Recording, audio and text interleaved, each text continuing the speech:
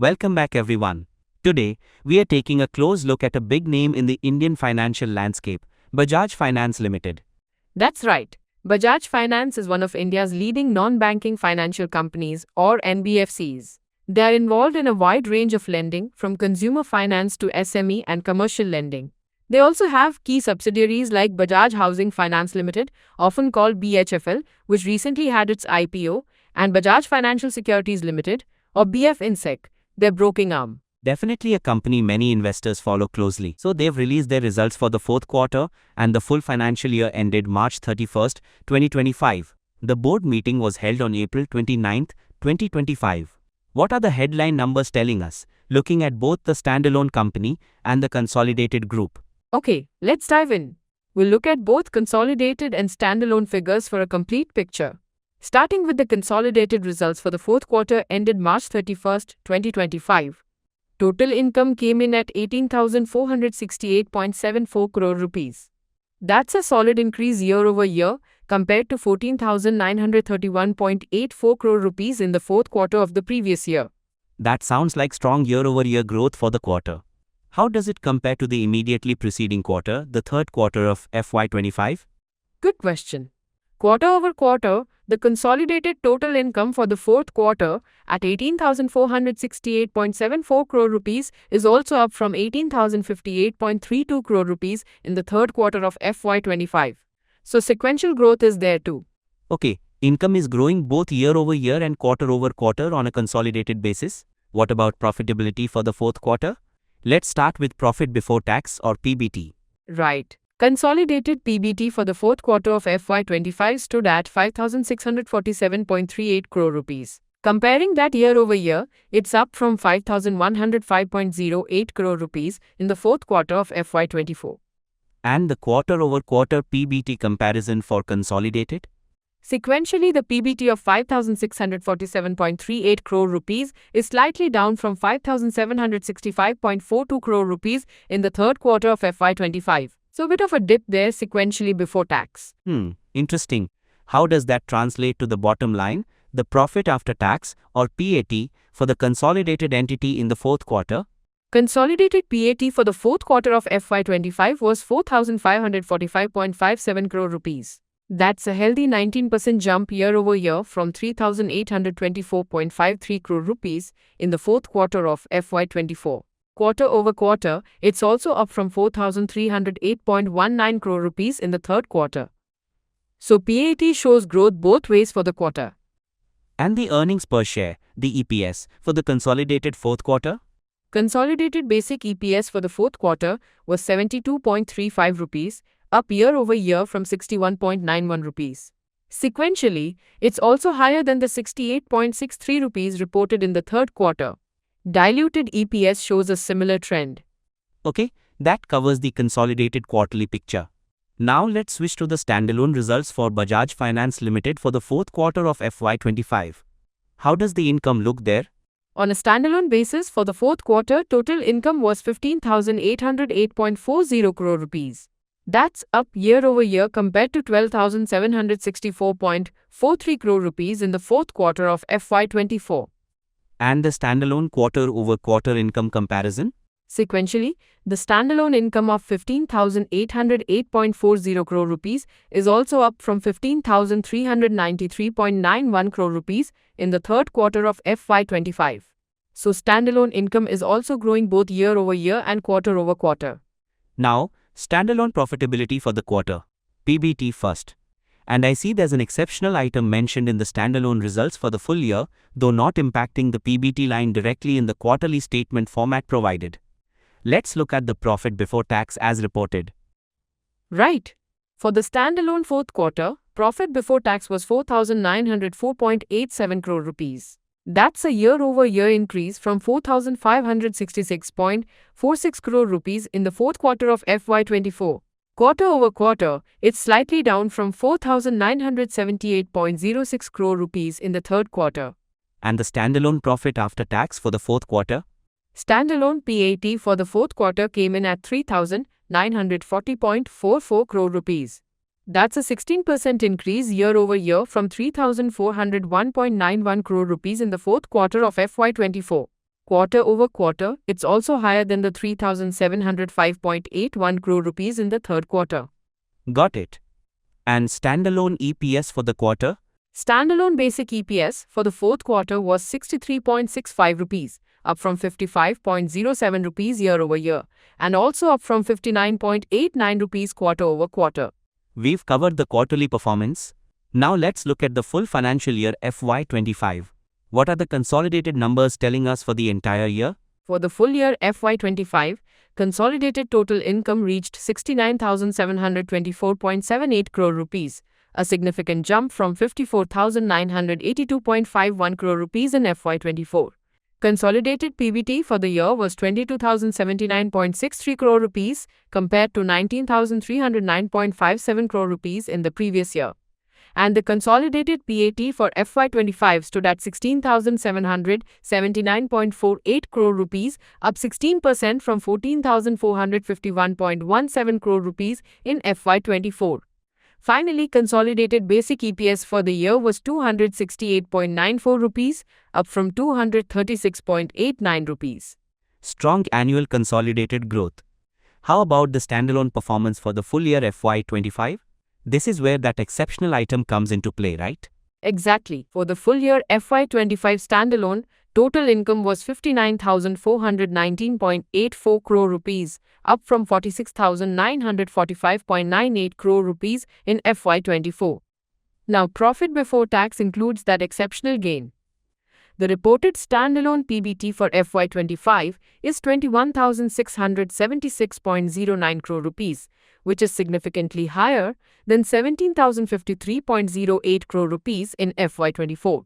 This includes an exceptional gain of 2,544.11 crore rupees net of expenses from the sale of shares in the subsidiary BHFL during its IPO in September 2024. Okay, so that exceptional gain really boosted the standalone PBT. What was the standalone PBT before that exceptional item for the full year? Good point to clarify. The standalone profit before exceptional items and tax for FY25 was 19,131.98 crore rupees, which is still a healthy 12% increase from the 17,053.08 crore rupees in FY24.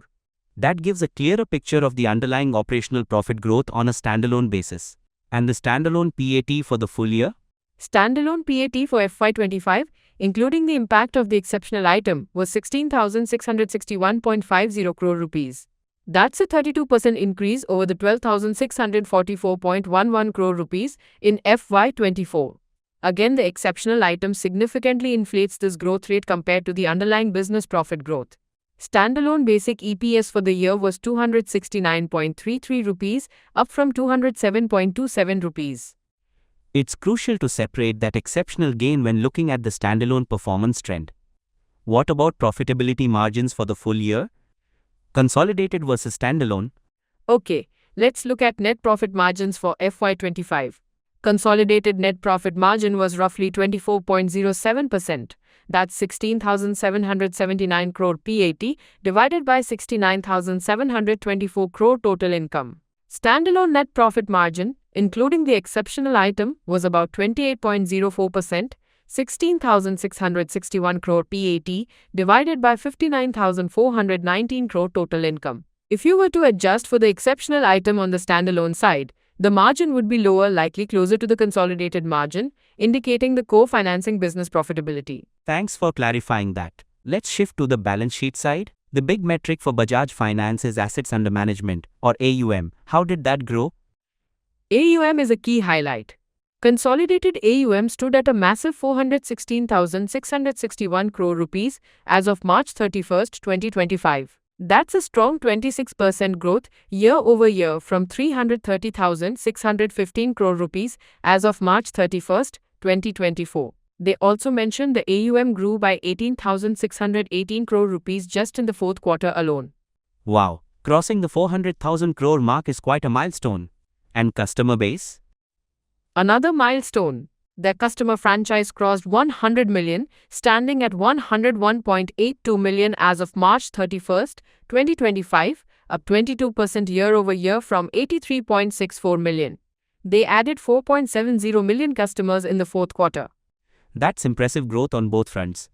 What about the funding side? Any details on deposits? Yes. Consolidated deposits grew 19% year over year to 71,403 crore rupees as of March 31st, 2025. So solid growth there as well, forming a good chunk of their funding mix. Now, cash flow. Often we don't get the full picture in quarterly releases, but did they mention dividends? I saw something about a special dividend. Yes, two key dividend points. First, the board declared a special interim dividend of 12 rupees per share for FY 2025. This is explicitly linked to the exceptional gain from the BHFL IPO share sale. The record date for this was May 9, 2025, and it was scheduled to be paid around May 26, 2025. Okay, so distributing some of that exceptional gain. What about the regular dividend? They've also recommended a final dividend of 44 rupees per share for FY 2025. This is subject to shareholder approval at the upcoming annual general meeting. The record date for this final dividend is fixed as May 30th, 2025, and if approved, payment would be around July 28, 2025. This is a significant step up from the previous year's final dividend of 36 rupees per share. So rewarding shareholders through both a special and an increased final dividend. What about business segments? Did they provide a segment-wise breakdown? Actually, the notes state that both Bajaj Finance and its main subsidiary BHFL are primarily engaged in the financing business, and as per the accounting standard Ind AS 108, there are no separate reportable operating segments. They do mention BF Insec is in stockbroking, but it doesn't meet the thresholds for separate reporting. Okay, no formal segments, but the press release did give updates on the subsidiaries, BHFL and BF Insec. What were the highlights there? Right. BHFL, the housing finance arm, showed strong performance. Its AUM grew 26% year over year to 114,684 crore rupees. For the full year FY 2025, BHFL's profit after tax grew 25% to 2,163 crore rupees. And of course, the big event was its successful IPO in September 2024. And BF Insec, the securities arm? BF Insec also showed good growth. Its margin trade financing or MTF book grew 18% year over year to 4,505 crore rupees. Its customer franchise crossed 979,000. For FY 2025, BF Insec's profit after tax jumped 148% to 139 crore rupees, although that's on a smaller base compared to BHFL or the parent company. So, the subsidiaries are contributing positively. Let's talk about asset quality and provisions. Any concerns there? This is an important area. Consolidated gross NPA and net NPA as of March 31st, 2025 stood at 0.96% and 0.44% respectively. This is a slight uptick from 0.85% and 0.37% a year ago. The provisioning coverage ratio on Stage 3 assets was 54%. Loan losses and provisions for the fourth quarter consolidated were 2,329 crore rupees, up significantly from 1,310 crore rupees in the fourth quarter of FY 24. Why the sharp increase in provisions in the quarter? The company stated they made an additional expected credit loss or ECL provision of 359 crore rupees in the fourth quarter of FY 2025 related to the redevelopment of their ECL model.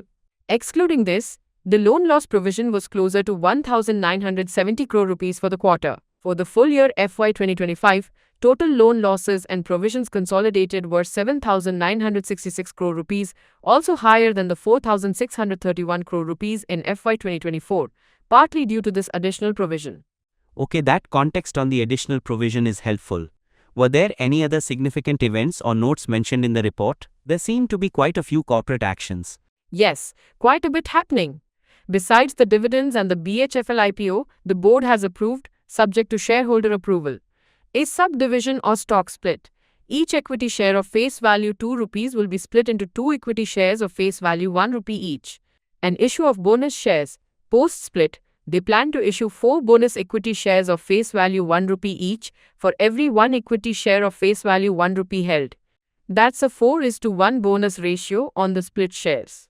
An increase in the authorized share capital from 150 crore rupees to 1,000 crore rupees to accommodate the split and bonus.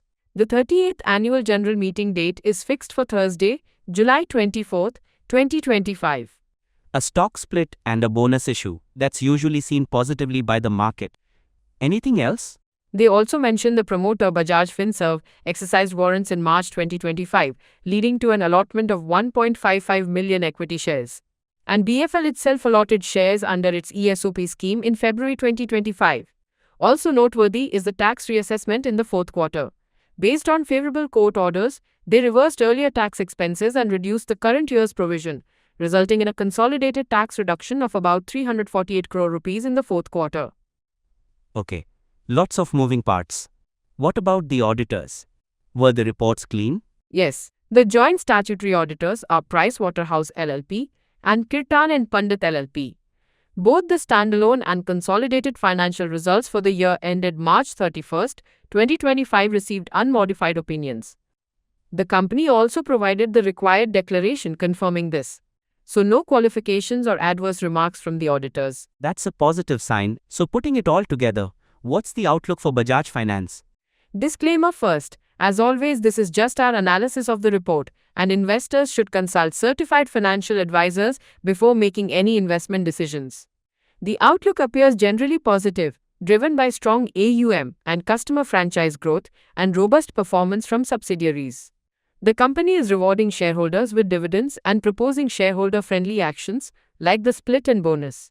However, the slight uptick in NPAs and the significant increase in provisions, even accounting for the model change, warrant monitoring.